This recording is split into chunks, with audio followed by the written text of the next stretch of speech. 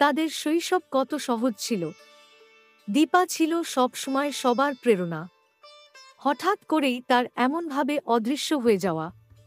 Hello বন্ধুরা, আমি চন্দনা, আমার চ্যানেলে স্বাগতম। সর্বশেষ সংবাদ আপডেট পেতে দয়া করে চ্যানেলটি সাবস্ক্রাইব করুন এবং বেল আইকনটি টিপুন। যেন কারো জীবনকে সম্পূর্ণভাবে ওলটপালট করে দিয়েছে। রূপা ভেঙে পড়েছিল, অর্জুন নিজেকেই দোষারোপ করত। ঘণ্টার পর ঘণ্টা ট্রেনে, বাসে হাঁটতে হাঁটতে অবশেষে সে পৌঁছায় সেই পাহাড়ি শহরে। শহর ছোট কিন্তু রহস্যে ভরা। স্থানীয়দের সাথে কথা বলে ফটোগ্রাফারকে খুঁজে পায়। সে জানায় দীপা এখানে সত্যিই কিছুদিন ছিল, একটি সামাজিক কাজে যুক্ত ছিল, তবে হঠাৎ করেই আবার উধাও হয়ে যায়। তবে একটি ঠিকানা রেখে গিয়েছিল সে, বহুদূরের এক গ্রামে। অর্জুন হাল ছাড়ে না, সেই ঠিকানার দিকেই পা বাড়ায়। দিনের পর দিন পার হয়ে যায়। অবশেষে এক নির্জন বিকেলে একটি ছোট কাঠের বাড়ির সামনে সে দাঁড়ায়।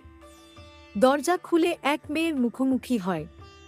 চোখে প্রথমে ভয়, তারপর বিস্ময়, তারপর এক অদ্ভুত শান্তি। দীপা।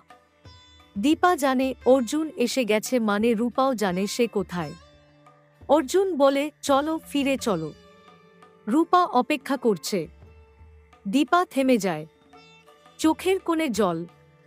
সে বলে, এতদিন নিজের ভেতরে লুকিয়েছিল, কারণ সে নিজের ব্যর্থতা, নিজের দুঃখ কাউকে দেখাতে চায়নি।